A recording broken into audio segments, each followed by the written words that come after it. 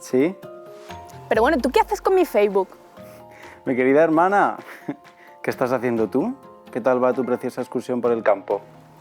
¿Y tú qué? ¿Qué haces? ¿Es que no sabes más que fastidiarme? En vez de estar con tus amiguitos haciendo tonterías, podrías estar aquí conmigo disfrutando de la naturaleza y no haciendo el tonto con mi Facebook. ¡Ey, no te enfades, ¿eh? Qué sensibles sois los ecologistas posturetas. Mira, es que no sabes más que fastidiarme. Sí, yo soy un idiota, pero tú eres una postureta, ¿eh? Que te dedicas a subir post idílico-pastoriles al Facebook mientras te dejas la luz y el ordenador encendidos. Bueno, es que tenía prisa. Había quedado. Sí, te entiendo. Anda, disfruta del campo y deja de predicar por Facebook. Mira,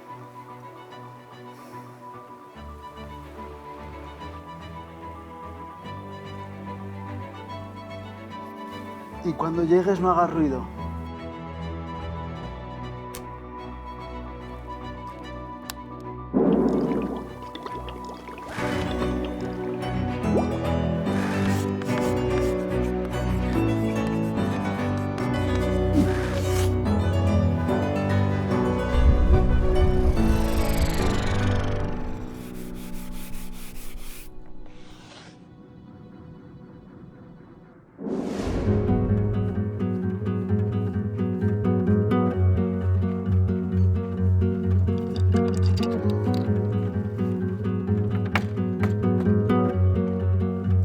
Hombre, Marina, ¿qué tal?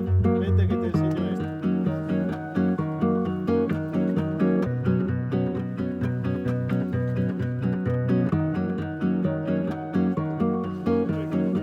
A ver si...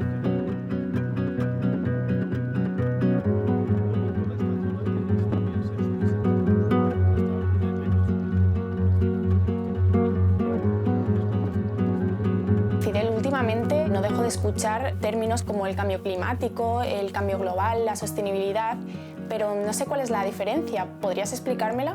Cambio climático está muy relacionado también con el término calentamiento global y tiene que ver con la respuesta del sistema climático, la atmósfera, el océano, otros componentes del sistema climático como la criosfera, al hecho de que cambia el equilibrio radiactivo.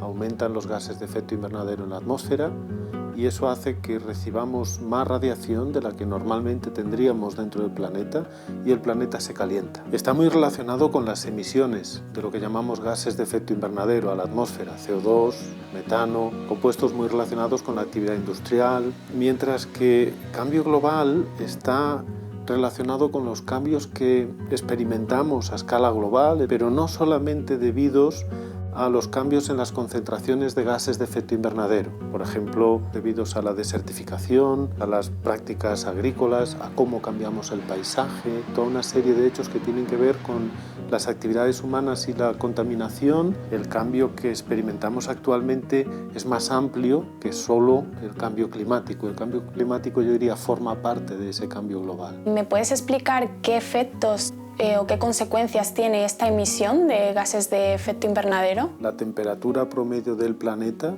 es la que es y permite la vida como la conocemos gracias a que existe la atmósfera. Y en definitiva, esa posibilidad se da por lo que llamamos el efecto invernadero. El efecto invernadero consiste en que hay una serie de componentes, de compuestos en la atmósfera, como el dióxido de carbono, el metano, los óxidos de nitrógeno, con lo cual hay una mayor cantidad de energía que es absorbida por estos componentes y reemitida de nuevo hacia la superficie. Al aumentar, por tanto, la concentración de estos componentes, aumenta la cantidad de energía que vuelve a la superficie y aumentan las temperaturas en superficie. Es gracias a este efecto invernadero por lo que la Tierra es como la conocemos y la vida en la Tierra es como la conocemos.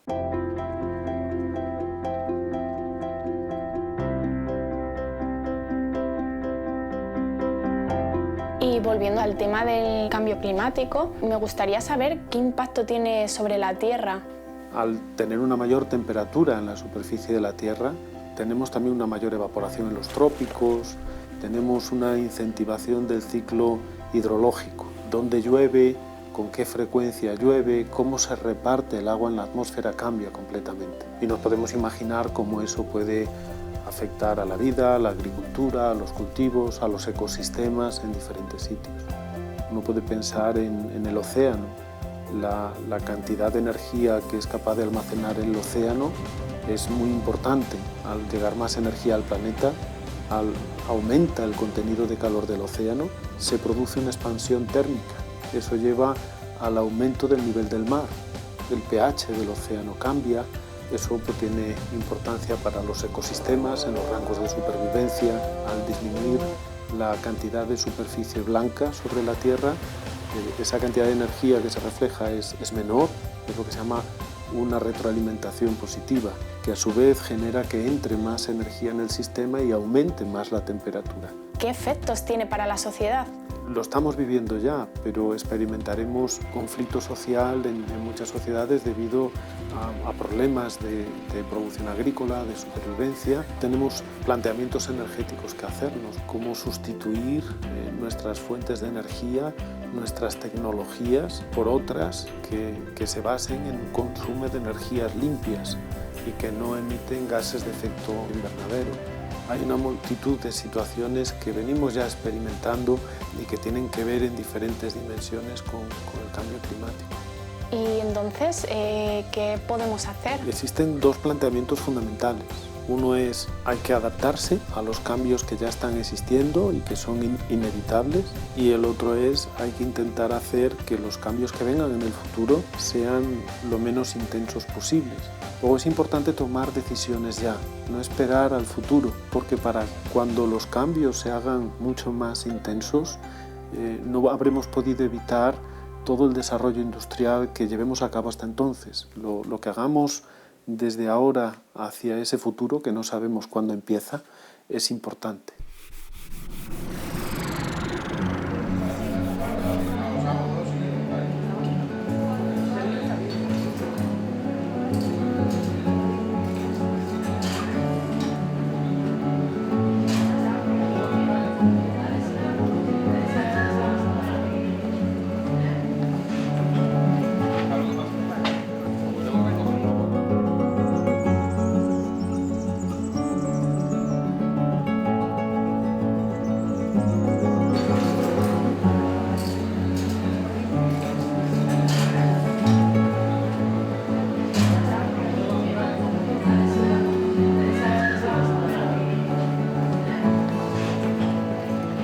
Entonces, Pedro, cuéntame, ¿cuáles son los efectos del cambio climático sobre los recursos hídricos del planeta? El cambio climático realmente tiene un montón de impactos y de muy diversa índole sobre los recursos hídricos. Habitualmente se habla de dos campos principales, que son la precipitación y la temperatura, es decir, la lluvia y el calor que hace. De ahí que muchas veces se hable que por el calentamiento global los polos se están derritiendo. Se estima que en muchos países, como España por ejemplo, se va a producir un descenso de las precipitaciones y un aumento de la temperatura. Es decir, nos va a llover menos y nos va a hacer un poco más de calor. Esto evidentemente unido a otro impacto importante, que es el hecho de que se van a incrementar los extremos, las sequías y las inundaciones, nos lleva a que se van a producir una serie de cambios en nuestra vida cotidiana. Tenemos que empezar a pensar en estrategias de adaptación, en nuevos paradigmas para la gestión del agua, y de ahí que salgan pues, ideas como el agua virtual, la huella hídrica, etcétera, etcétera, etcétera. Perdona, un momento. ¿Esto que has comentado de la huella hídrica, qué es? Tú sabes que el agua es un factor de producción muy importante. Tú necesitas agua para un montón de procesos agrícolas, industriales, comerciales, etcétera. Entonces, la huella hídrica es el agua que tú necesitas para generar, por ejemplo, un determinado producto. Si tú quieres producir 1 tonelada de trigo, tú necesitas que esas semillas de trigo que tú has plantado en el campo tengan un input, una entrada de agua, que permita que esas plantas desarrollen su crecimiento y, en último término, te den los frutos, que te permiten a ti pues, harina, pan, etcétera, etcétera. El concepto de huella hídrica nos lleva a pensar en 3 colores de agua o en 3 tipos de agua: agua azul, agua verde y agua gris. Por agua azul entendemos el agua que vemos habitualmente, es decir, la que puede haber almacenada en un embalse o en un río. Por agua verde, y esta es una aportación fundamental del concepto de huella hídrica, entendemos el agua que está almacenada en el suelo, es decir, el agua de la precipitación, de la lluvia, que permite el crecimiento de las plantas sin un aporte adicional de riego. Y por último tenemos la huella gris o el agua gris, que está enfocada a la contaminación. Es un concepto que viene derivado de la huella ecológica, que puede que te suene de los años 80. Es el impacto que teníamos sobre el medio ambiente. Has mencionado antes el agua virtual, Pedro. ¿Qué es el agua virtual? Realmente el agua virtual es el volumen de agua que hayan bebido en un determinado producto. Por ejemplo, para producir unos vaqueros, yo necesito alrededor de unos 10.000 litros de agua, que van encaminados sobre todo al cultivo del algodón que yo necesito para hacer esos vaqueros. Cuando tú estás comprando esos vaqueros, estás comprando esos litros de agua. Entonces, ¿estos términos de huella hídrica y agua virtual tienen alguna implicación práctica? La huella hídrica tiene mucho que ver con la actividad comercial. Por ejemplo, imagínate que tú eres un productor de pantalones vaqueros. Si tú tienes un objetivo comercial, que es llegar al consumidor concienciado con el medio ambiente, tú puedes, a través de una etiqueta que digas cuánta utilizas, convencerle de que tus vaqueros, o los vaqueros que tú produces, utilizan menos agua en su producción que los vaqueros de la empresa de al lado. De manera que el consumidor tiene un elemento más para elegir los tuyos por encima de los suyos.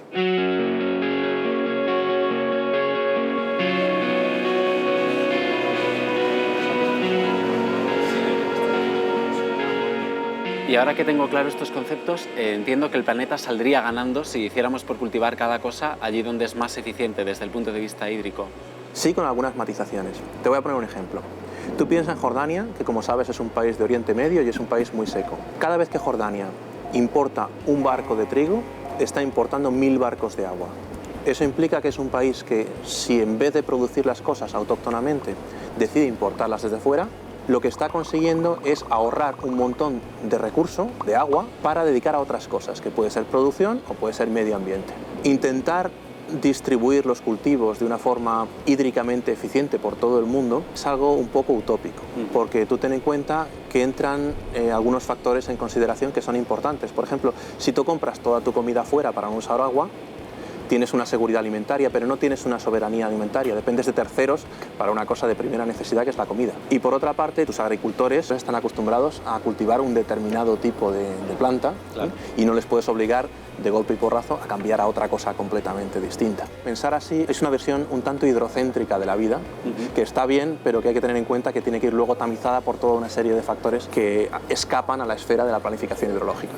¿Es posible, Pedro, imaginar un planeta equilibrado en términos hídricos? La importancia del agua la tenemos un tanto olvidada, sobre todo en Occidente, porque estamos acostumbrados a que abrimos el grifo y siempre hay agua en cantidad y en calidad suficiente para cualquier uso que queramos darle. De manera que pensamos que el agua es una fuente infinita, es un recurso infinito. Nada de lo que hacemos es posible sin agua. El agua es esencial para hidratarse, por supuesto, pero es esencial para producir alimento, como hemos visto, es esencial para vestirse, es esencial para lavar y para lavarse, por tanto es higiene, por tanto es salud y tantas otras cosas que nos da. Conceptos como la huella hídrica, como el agua virtual, nos pueden llevar precisamente a hacer un uso más eficiente, entendiendo que es un recurso finito y limitado. Pero el hecho es que cada vez que tú abres ese grifo y sale agua, aunque no te des cuenta, eres un privilegiado, porque solo 1 de cada 6 personas en el mundo tienen ese privilegio.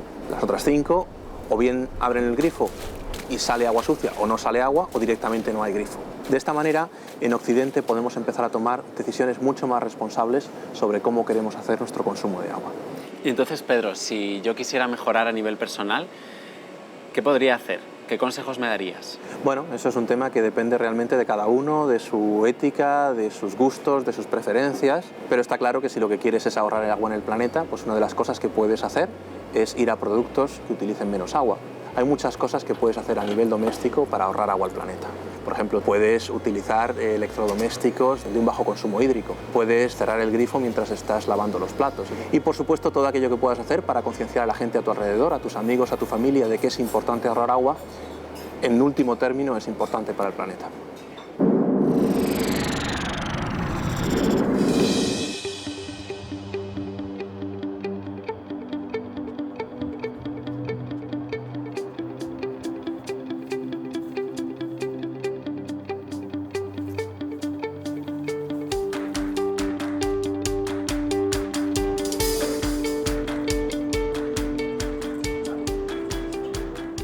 Enrique, ¿me puedes explicar qué impacto está teniendo el cambio climático en los recursos energéticos? El cambio climático tendrá un impacto sobre nuestras vidas, lo estamos ya viendo, y tendrá un impacto importante sobre los recursos energéticos. Yo creo que veremos zonas que ahora son explotables, dejarán de ser explotables porque estarán inundadas, zonas que ahora no son explotables, por ejemplo, porque están cubiertas por los hielos, se podrán explotar. Pero yo quería hacerte otra reflexión, y es cómo los sistemas de generación de energía, o la generación de energía que ahora empleamos, está cambiando de una manera importante el clima y está cambiando todo el comportamiento de la Tierra a nivel global. ¿Qué tipos de energías renovables y no renovables hay?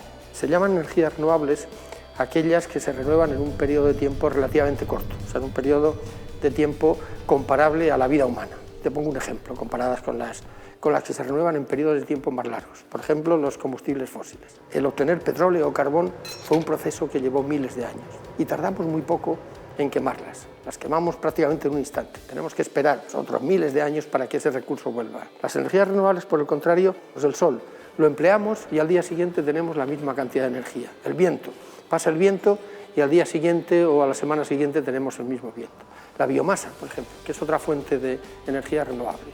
Crece una planta de corta rotación, por ejemplo un chopo, y al cabo de 5 años tenemos otra vez la misma energía. Eso es la diferencia entre las energías renovables, que en un periodo corto pues vuelven a su estado inicial, y las energías fósiles, que tardan miles de años. Probablemente en la vida de la Tierra no sea posible recuperar lo que estamos quemando en poco tiempo.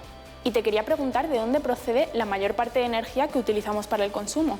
Desgraciadamente, la mayor parte de la energía que usamos para el consumo procede de combustibles fósiles. Toda la energía primaria que se consume en el mundo, alrededor del 80% viene de combustibles fósiles. Carbón, petróleo, gas natural, energía nuclear, y muy poco, solo el 20% viene de energías renovables. Vale, esto es para el consumo, pero para la producción de electricidad. En la producción de electricidad han entrado de una manera más eficiente las energías renovables. En el caso de España, casi el 40% de toda la producción de electricidad procede de energías renovables, eólica, hidráulica. A nivel mundial la cifra es algo menor, pero es una situación bastante mejor que en el caso de energía primaria.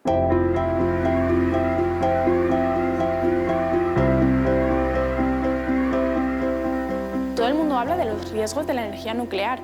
¿Qué es exactamente y qué beneficios tiene? La energía nuclear es una más de las energías fósiles. De hecho, la energía nuclear viene de la fisión del uranio. A diferencia de otras energías fósiles, la energía nuclear no emite CO2.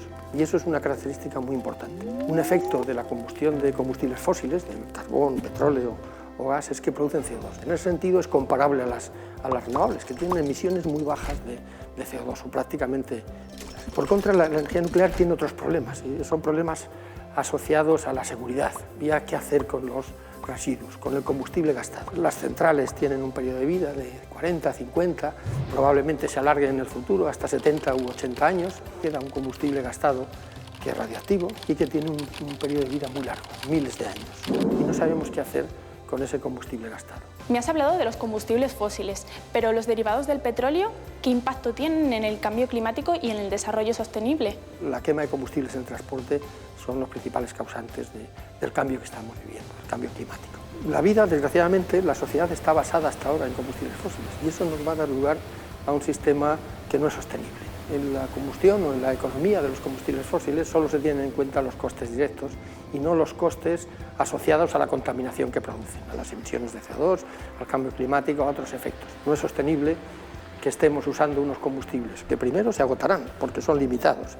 y luego están deteriorando el planeta y eso desde luego en algún momento conducirá a una explosión, a una situación insostenible. Con todo este panorama yo creo que la única solución o la única opción que tenemos es incorporar energías renovables en el sistema energético. Uno de los problemas que tienen las energías renovables es que son fluyentes, son energías en el que no controlamos la fuente. Tenemos energía solar solo cuando hay sol, energía eólica solo cuando sopla el viento y lo mismo podríamos decir de algunas aplicaciones de la energía hidráulica.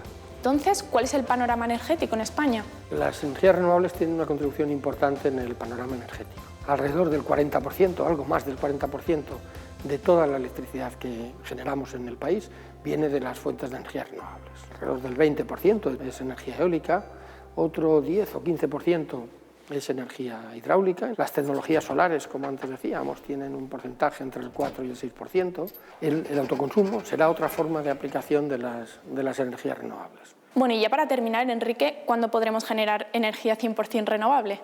Estamos abocados a tener un sistema que sea 100% renovable. No tenemos otro remedio. Estar dependiendo de una manera tan fuerte de los combustibles fósiles es un sistema que nos llevará al fracaso. Ya se instala en el mundo más energía renovable que energía convencional. Yo creo que ese será el camino de las renovables. Estamos viendo también que las renovables tienen una reducción de precio importante. Ya hay tecnologías que compiten con las convencionales, por ejemplo la solar fotovoltaica o por ejemplo la energía eólica. Y eso también será un camino imparable para los países que necesitan incrementar su acceso a la electricidad.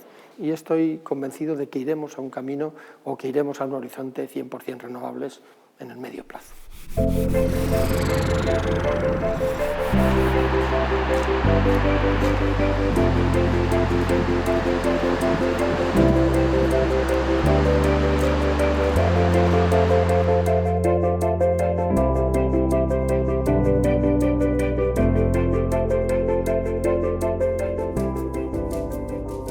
Fernando, he leído que los ecosistemas terrestres tienen funciones productivas, ambientales y sociales. Me imagino que con la degradación de estos ecosistemas que se produce con el cambio climático y atmosférico, los bienes y servicios que obtenemos se verán afectados. ¿Podrías destacarme las alteraciones más importantes que sufrirán estos bienes y servicios que obtenemos de la naturaleza? Bueno, el cambio climático va a afectar a muchas cosas. Quizá nos podemos organizar en los tres tipos principales de servicios que se nos van a ver alterados como consecuencia del cambio climático. Por un lado, los más obvios y más directos tienen que ver con los servicios llamados de provisión, como por ejemplo la productividad de los ecosistemas. Cuando se disminuye el número de especies que componen un ecosistema, se ha visto que la productividad del ecosistema se ve afectado. Y ya se han encontrado muchas evidencias de que el cambio climático afecta a la diversidad. Pero hay otros dos tipos más de servicios que se verán afectados por el cambio climático, como son, por ejemplo, los servicios denominados de regulación. Muchos ecosistemas regulan que el clima no tenga unos bandazos. Es destacable lo que ocurrió en el año 2003, que fue un año especialmente caluroso y seco. Los bosques europeos de aquel año no pudieron regular el clima, no pudieron atenuar las temperaturas tan extremas, y se produjo incluso una mortandad muy importante en la propia especie humana, en nosotros mismos. Se murieron más de 30.000 europeos por la intensidad de esa ola de calor que los bosques europeos, que estaban más secos de lo habitual, no pudieron regular. Y el tercer grupo de factores, más heterogéneo, es todos aquellos servicios espirituales, estéticos, culturales, que para muchas personas, para muchas sociedades, para casi todos nosotros, son muy importantes. ¿Podrías explicarme, Fernando, qué es la fenología? La fenología es el cuándo ocurren las cosas. La fecha del calendario en el que llega un ave migratoria o en el que eclosiona un insecto o en el que una determinada planta produce frutos o flores. En general, con el calentamiento, la fenología se adelanta. Cada década, en promedio, las especies adelantan 3 días su calendario. Y tiene efectos importantes porque muchas de las especies tienen que estar interconectadas. Y como no todas adelantan igual su calendario, entonces las interacciones se van perdiendo. Ya no hay esa sincronización que es tan necesaria para que se den, por ejemplo, la función de polinización, ¿no? Que el polinizador y la planta pues tienen que ir sincrónicas.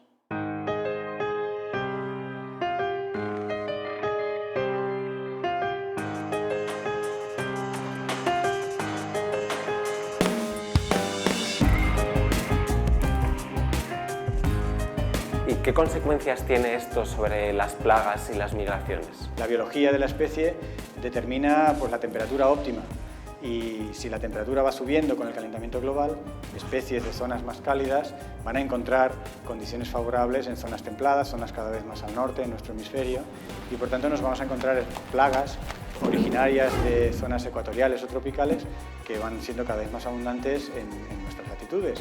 Y podemos pensar en los famosos mosquitos, que aparte de ser incómodos por sí mismos, por sus picaduras, pues nos traen enfermedades víricas que tienen grave perjuicio para nuestra salud.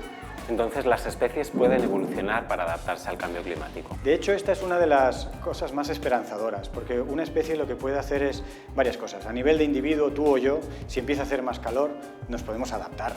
Pero, sin embargo, las nuevas generaciones pueden ir aprovechando novedades evolutivas y pueden que los siguientes descendientes estén mejor provistos para el nuevo clima. La principal novedad del cambio climático es que va muy rápido.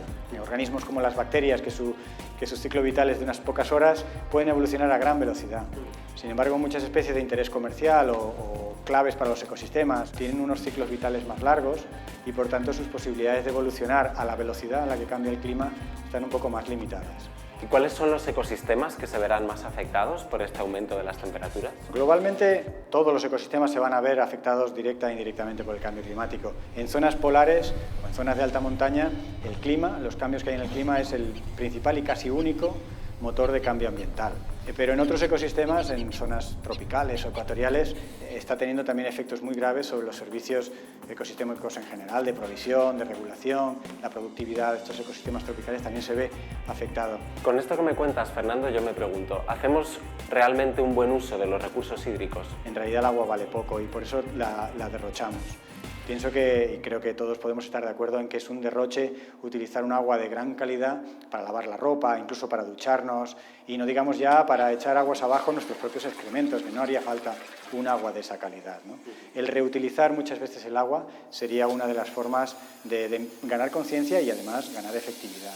Hay dos cosas que no vamos a poder cambiar. Una es nuestra gran dependencia del agua, la necesitamos para beber, para vivir, pero para nuestras actividades industriales, y otra, nuestra tendencia a vivir en zonas soleadas y secas. Es donde se acumula la mayor parte de la población. Entonces necesitamos agua, pero no vivimos donde hay agua. Globalmente hay agua dulce para mucha más gente de la que todavía vivimos en el planeta, pero no estamos distribuidos de la mejor manera para emplearla.